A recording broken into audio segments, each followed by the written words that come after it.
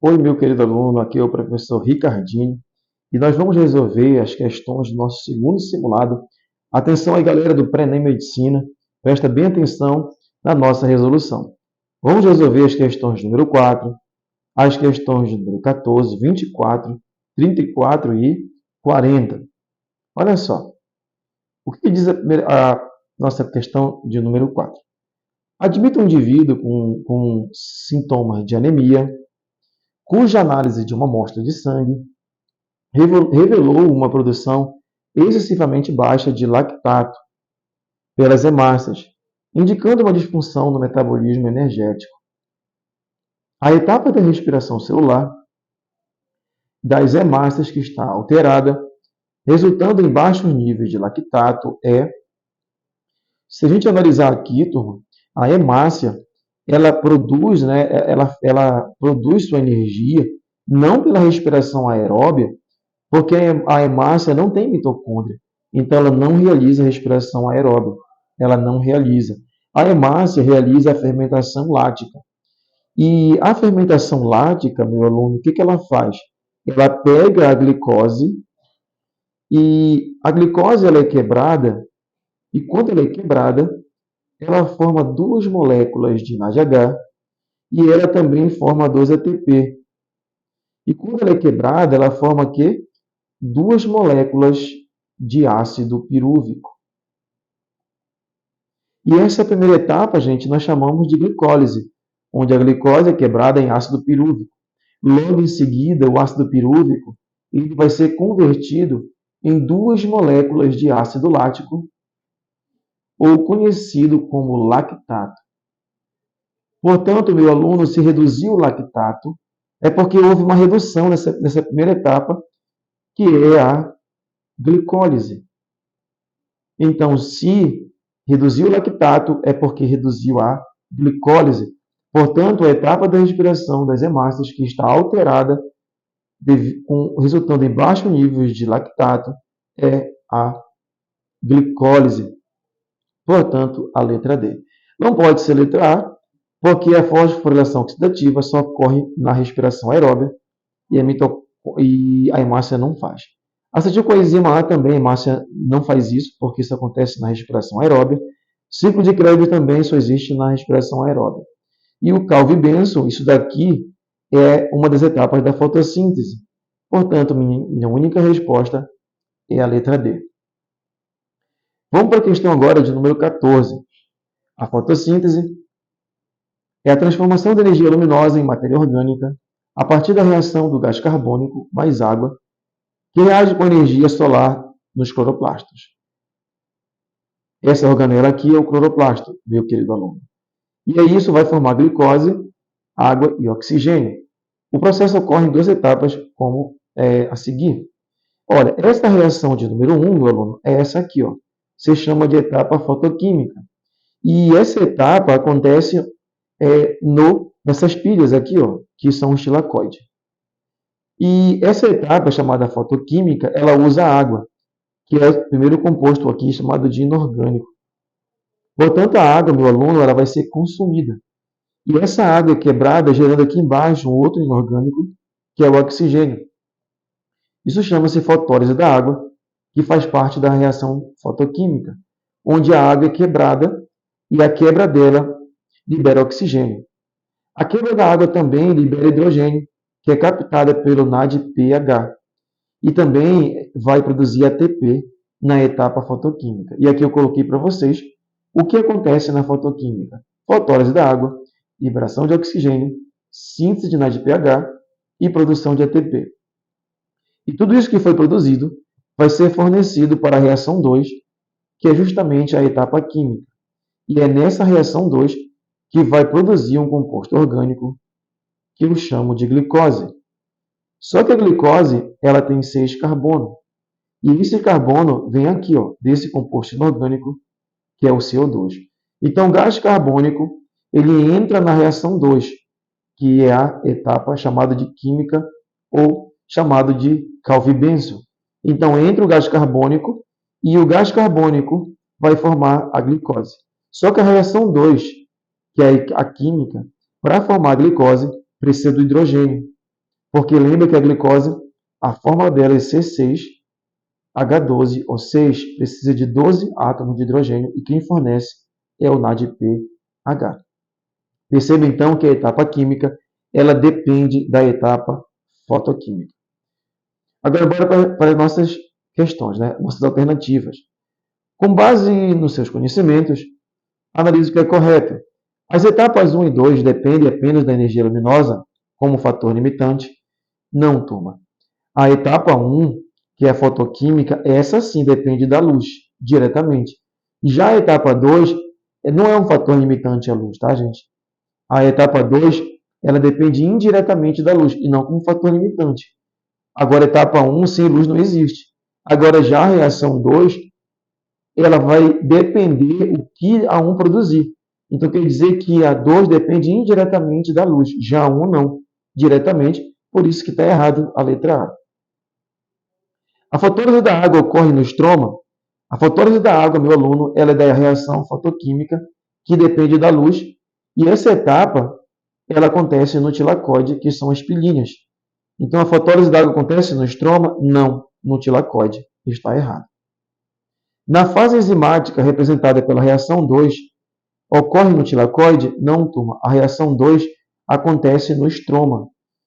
E bem aqui eu devo ter colocado para vocês, não coloquei, mas a reação 2 acontece aqui.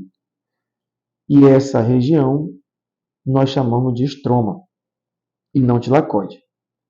No ciclo de Calvi-Benson, reação 1, a reação 1 não é o Calvi-Benson, o Calvi-Benson seria a 2 e não a 1.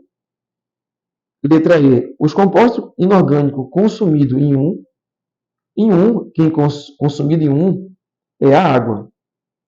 E o 2, quem é consumido do 2, quem é consumido em 2 é o CO2. Água e CO2. Portanto, a resposta é a letra E, meu querido aluno.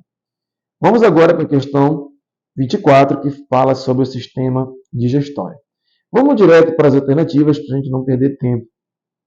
Na boca, inicia-se a digestão das proteínas, meu aluno? Não. A boca tem um pH básico e lá vai ocorrer a digestão inicial química do amido pela amilase salivar. E ele disse aqui que a proteína é digerida pela amilase. Não.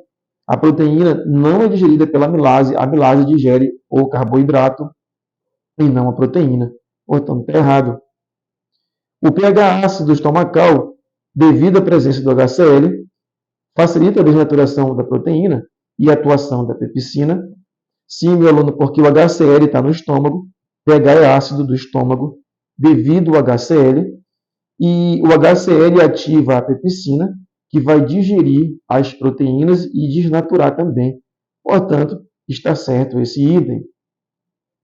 No intestino delgado, a atuação do suco pancreático. É verdade, turma, o pâncreas produz o suco pancreático, que vai para o delgado. Que possui enzimas para quebrar lipídio? Sim, que é a lipase pancreática. Carboidrato? Também, que é a amilase pancreática. E proteínas? Também, como a tripsina e a quimiotripsina. Está certo esse item. Eu coloquei bem aqui para você que o delgado atua nele o pancreático, que tem a tripsina, que digere proteína, a lipase pancreática, que digere lipídio, e a amilase pancreática, que digere o amido.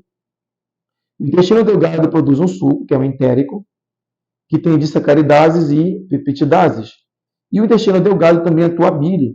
A bile é produzida no fígado, ela é armazenada na vesícula, e a vesícula expulsa essa bile para o delgado, e no delgado a bile vai ajudar na digestão da gordura.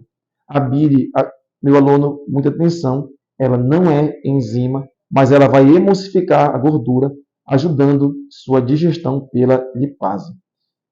Tá bom? Bora ver o item 4. A absorção da água e eletrólitos acontece no grosso? Sim, meu aluno. No grosso você tem a absorção de água e de eletrólito, que são os minerais. Item 5. O fígado tem importante função digestória dos carboidratos? Não. O fígado contribui com a digestão da gordura e não do carboidrato. Portanto, está certo. 2, 3 e 4.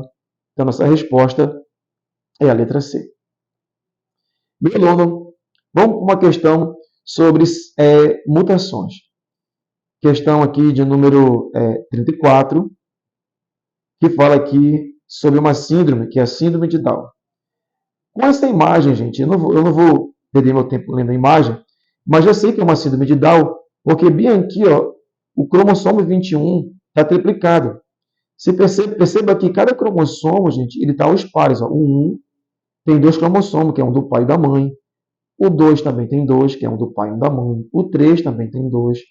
O 4 também tem 2 representantes, que é um do pai e um da mãe. O 5. E o 21 era para ter só dois representantes, que é um do pai e um da mãe. E ele tem 3 representantes. Ele tem um cromossomo a mais. E quando você tem um cromossomo a mais, e você chama de aneuploidia.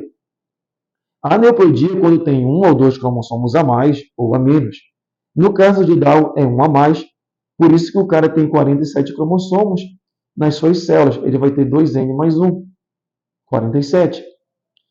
E essa trissomia ela é chamada de autossômica, porque existem os cromossomos sexuais, que são os últimos, o X e o Y, ou XX ou XY, e existem os autossomos, que são 22 pares. No caso, 21 é um autossomo. Então, a síndrome de Down é uma trissomia autossômica, do tipo aneuploidia. E como é que isso acontece, gente? Devido a erros de divisão durante a formação dos gametas. Vamos para as alternativas. As pessoas com trissomia sexual do cromossomo 21 já errou, porque a síndrome de Down não é uma trissomia sexual e sim autossômica. Está errado. Entre as características físicas associadas à trissomia do 21 estão olhos amendoados, menor propensão ao desenvolvimento de algumas doenças. Pelo contrário, a pessoa tem maior propensão às doenças. Então, isso está errado. Ele diz hipotonia, sim, o músculo, né? Também ocorre hipotonia, que ele diz assim, síndrome de Down são maiores em tamanho, não são maiores em tamanho, está errado. O seu desenvolvimento intelectual e mental pode ser mais rápido do que a de outras crianças de sua idade. Não. Não há o desenvolvimento, há, no caso, um retardo, há um comprometimento da sua intelectualidade, isso que está errado também.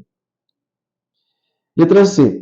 A síndrome de Down é uma lesão ou doença, não é uma lesão, a síndrome de Down é uma síndrome, é uma alteração genética, tá? Mas vamos continuar a leitura. Através da intervenção cirúrgica, tratamento ou qualquer outro procedimento pode se modificar. Não, gente, isso é genético. Uma cirurgia não resolve o problema, está errado. Letra D. A principal causa da euploidia, trissomia, isso não é uma euploidia, é uma aneuploidia e não euploidia. Letra E. A síndrome de Down representa um caso de aneuploidia? Sim. Causada por erro de divisão celular durante os gametas? Sim. E tem um cromossomo a mais, que é o 21? Sim. Resposta a letra E, meu querido aluno. Questão de número 40.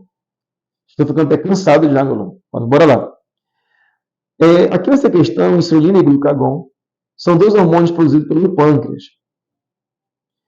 E, gente, indo logo para a alternativa, ele pergunta o seguinte: a síntese dos hormônios relacionada ao metabolismo da glicose e realizada pelo. Ele quer saber qual das organelas vai fazer esses hormônios, meu aluno. Qual dessas organelas? E nós sabemos que a insulina e o glucagon, turma, são hormônios feitos de proteína. E se eles são feitos de proteína, meu querido aluno, então basta marcar a organela que faz a proteína. E quem faz a proteína é o retículo endoplasmático rugoso, ou conhecido como granuloso. Portanto, a resposta aqui é a letra C. Muito obrigado, meu querido aluno, e até uma outra videoaula.